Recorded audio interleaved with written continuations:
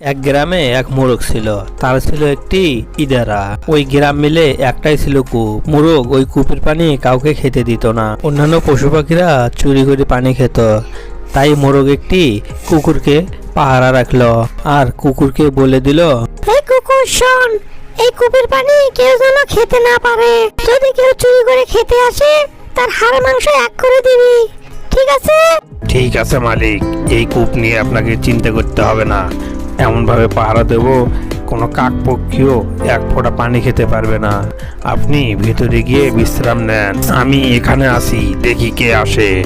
মোরগটি কুকুরকে পাহারায় রেখে ঘরের ভিতরে বিশ্রাম করার জন্য গেল আর কুকুরটি ইদারাটা পাহারা দিতেই থাকলো।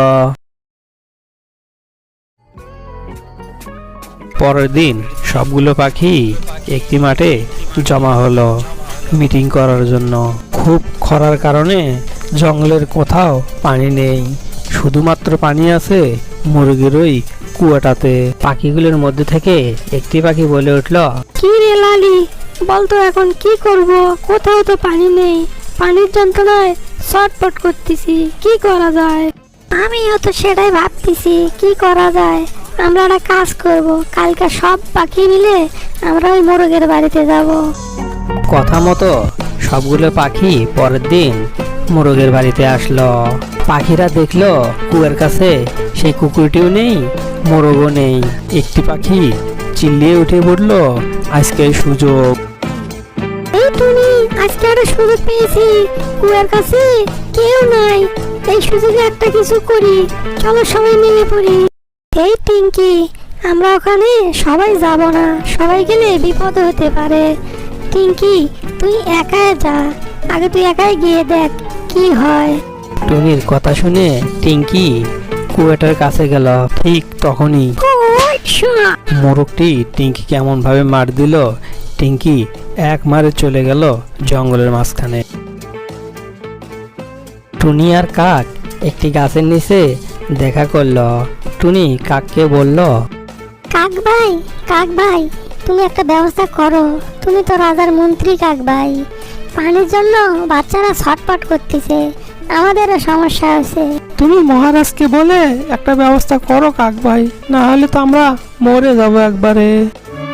ঠিক আছে, তোমরা কোনো টেনশন করো না, আমি মহারাজকে বলে এর একটা ব্যবস্থা করব, ঠিক আছে?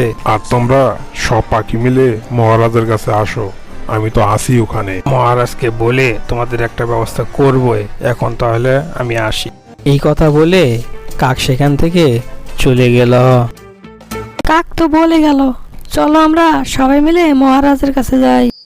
কে টুনি ছানা বাসায় পানির জন্য ছটপট করতে লাগলো। তখনই টুনি বাসায় ফিরে আসলো।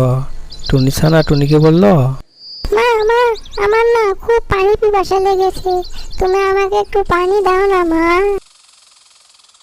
কাকের সাথে কথা হয়েছে, মহারাজ আমাদের সবাইকে ডেকেছে, একটা পানির ব্যবস্থা হবেই, তুমি আর 2টা দিন ধৈর্য ধরো মা। মহারাজ যেহেতু বলেছে একটা ব্যবস্থা করবেই, নিশ্চয় কোনো না কোনো ব্যবস্থা হবেই। এদিকে কাক ও মহারাজ একটি মাঠে বসে আছে। একটু পরে সব পাখিগুলো এক এক করে মহাজনের সামনে চলে আসলো। তার মধ্যে টুনিও ছিল।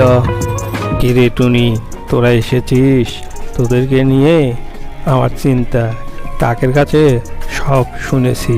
যেভাবেই হোক তোদের জন্য আমার একটা ব্যবস্থা করতেই হবে, না করতে পারলে তো জঙ্গলের সব পাখিরা মরে যাবে।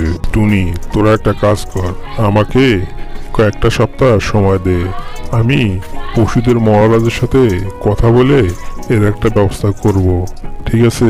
হ্যাঁ মহারাজ, আমরা তো এখন আপনার দিকেই তাকিয়ে আছি, আপনি আমাদেরকে বাঁচান, যে কোনো ভাবে পানির ব্যবস্থা করে আমাদেরকে বাঁচান, আমাদের সন্তানদেরকে বাঁচান। মহারাজ, আপনি তো আমাদের বাবা মা। ছোট্ট বন্ধুরা, তোমরা এই চ্যানেলটিকে সাবস্ক্রাইব করিও।